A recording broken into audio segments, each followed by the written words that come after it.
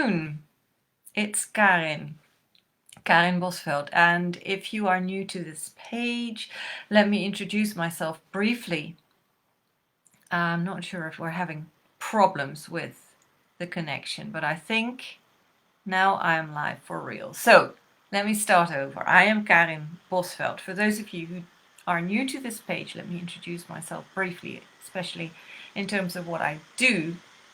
I am a transformational coach for feminine leaders, and this is short for saying that I help professional and business women have fulfilling relationships with their career, their purpose, and their partner, and get them to a place where they start making choices from authenticity and power rather than conditioning and fear. And the results will be completely different as well. Now, if you know me a little better and if you visit this page more frequently, then you also know that lately I haven't been here live at all, in fact. And I do live streams usually very spur of the moment. I hardly ever plan for them. And this afternoon I had a sudden inspiration to talk about anxiety and overwhelm because I've been coming across this a lot lately, not just with my clients, but with friends as well, and obviously myself too. Now, nobody will deny that these are very challenging times in many ways, so it's not at all strange or extraordinary or your fault even if you get anxious from time to time or overwhelmed or both. And many of you, being my followers, will have some sort of practice, spiritual or otherwise, meditation or journaling or doing mindset work, or maybe even just things like walking in nature or doing yoga, or I don't know, work with crystals, essential oils, or what have you, in order to calm yourself down and get yourself back to a place of calm. However, you may also find that very often this doesn't work, and your conclusion may be either that the practice sucks or that that it's you. Obviously, these crystals work for everybody, but not for me. And neither of these conclusions are correct. And I'm here to tell you why your practice isn't working, why it's probably not working. Because obviously, I've done this myself, and I know that it doesn't work. The trouble with anxiety and overwhelm is that we are in a place of lack and fear. Right? We're perceiving the world through the eyes of lack and fear. There is something missing, something isn't right, and it's worrying us. And so our consciousness tends to funnel in the direction of this needs to be solved as soon as possible. Whatever it is. I have too much work, it needs to get done by tomorrow. I've had an argument with this person, it needs to be resolved now. I don't have enough money in my bank, I need to pay all these bills, where's the money going to come from, etc. We want a solution. Now, whenever we are in this place of lack and fear and we want it resolved ASAP, then we get tunnel vision. So we cannot open to a whole lot of possibilities, even the possibility of it may not be as bad as it seems, and a solution will come, even if I can't see it yet. And so we're feeling all this anxiety, which feels like shit, and we want to get rid of that feeling. And so whatever we come up with in that state, be it meditation or journaling or whatever, might still be driven by the desperate need to get this thing sorted out. So in other words, we use our practice to come to a solution, because that is what our fear system is telling us. You need to solve this, this needs to get sorted out. And that is not what the practice is for. The practice is not a way to bypass the fact that your rational mind can't come up with the answer. So let's sit down and meditate, and then maybe I'll get to the answer. Or let's journal and I'll get the answer, and then I'll feel calm. So you're trying to you're playing a trick on yourself. You're using spirituality as a way of getting where your mind in that moment can't get you, which is a solution so that you can feel calm again. But it is really the other way around. You have to get yourself to a place of acceptance and detachment, and then at some point the solution may or may not come, but sometimes the solution is just let it go. Let it go.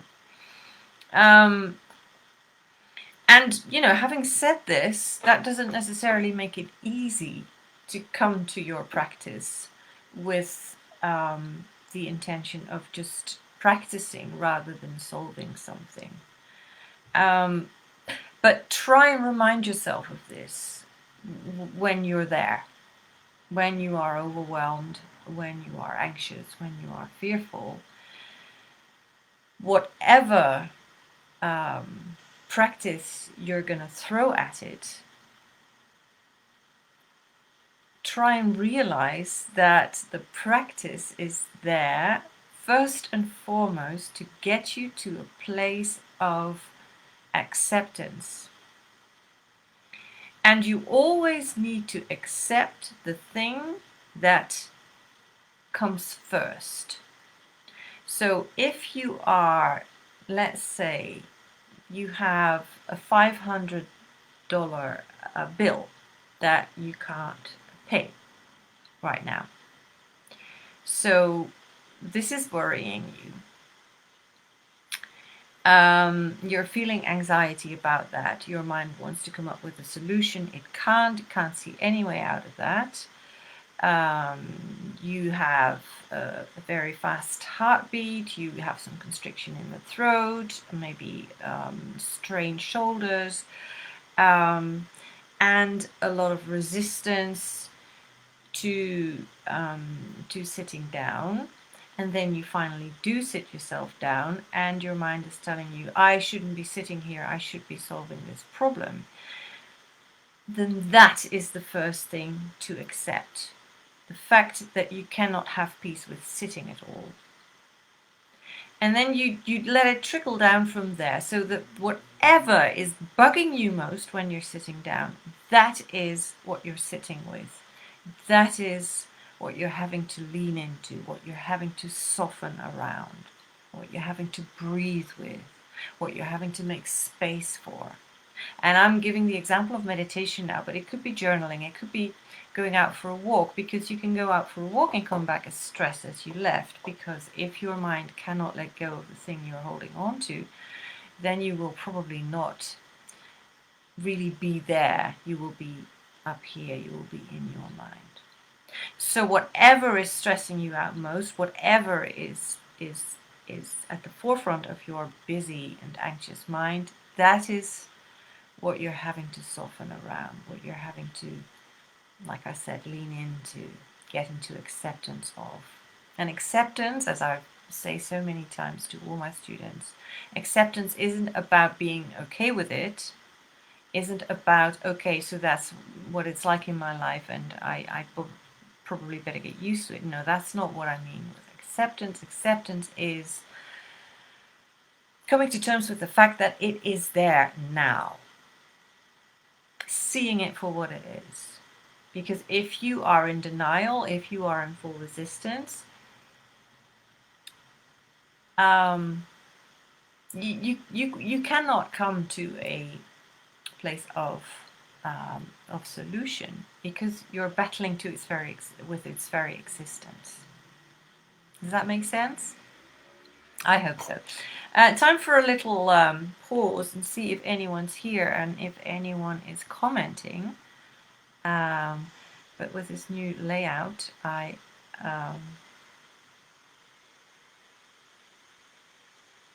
I have trouble finding them, but I don't think there are any. I don't think there are any.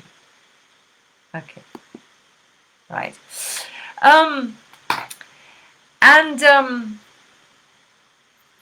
so try and get to a place of acceptance, seeing it for what it is, and leaning into that, softening around that, letting your breath calm down. Because when you do that, your breath is your number one savior. When you let your breath settle, when you let it calm down, when you let it get deeper, you are physiologically helping yourself get out of anxiety and out of stress response by activating the parasympathetic nervous system, which is the brake on all that stress and anxiety. And then your body can start releasing the adrenaline and the cortisol and flushing that out and start producing oxytocin and all the, I can't think of the other one.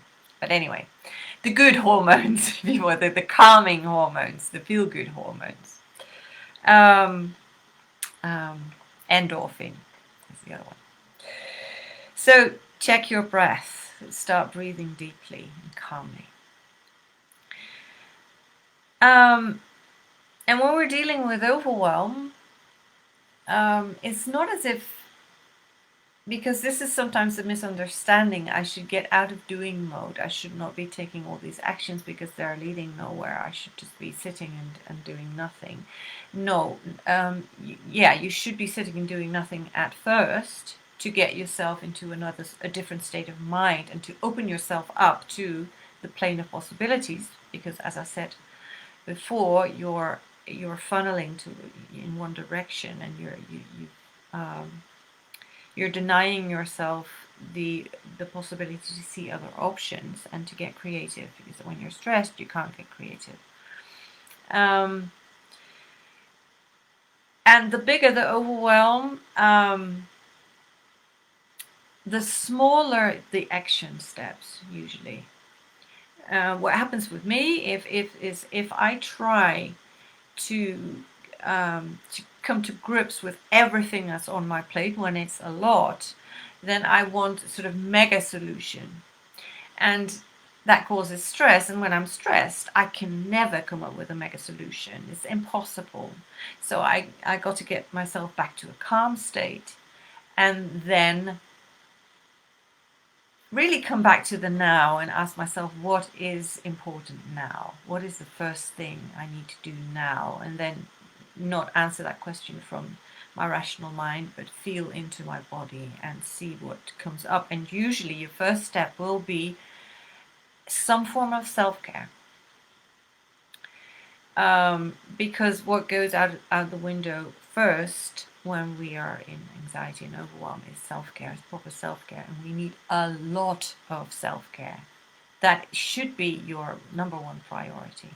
Actually, what I'm telling you here is the key to all my work: self-care. If you got that, if you got that prioritized, always, and if you do that properly, that is the key to everything else. So, anxiety and overwhelm, step back, get into a space of acceptance, and up the self-care, up the dose of self-care. And that should probably be your first step. So, are you properly fed? Are you properly rested? Are you seeing enough people? Do you socialize enough? Well, whatever it is for you. And prioritize that. When you're in overwhelm, you think, I need to, tend to my to-do list, and then see if there's anything I need. But it really needs to be the other way around. From a place of stress, you do not get the creative answers. You're burning yourself out, and in tunnel vision, you do not produce your best work. So, somebody needed to hear this today. I'm sure of it, or I wouldn't have been here. Even if you're watching this in replay, leave a little comment. If you have any questions, by all means, put them in the comments, and I'll be in touch with you. Have a wonderful rest of the day, and hope to see you soon. Bye-bye.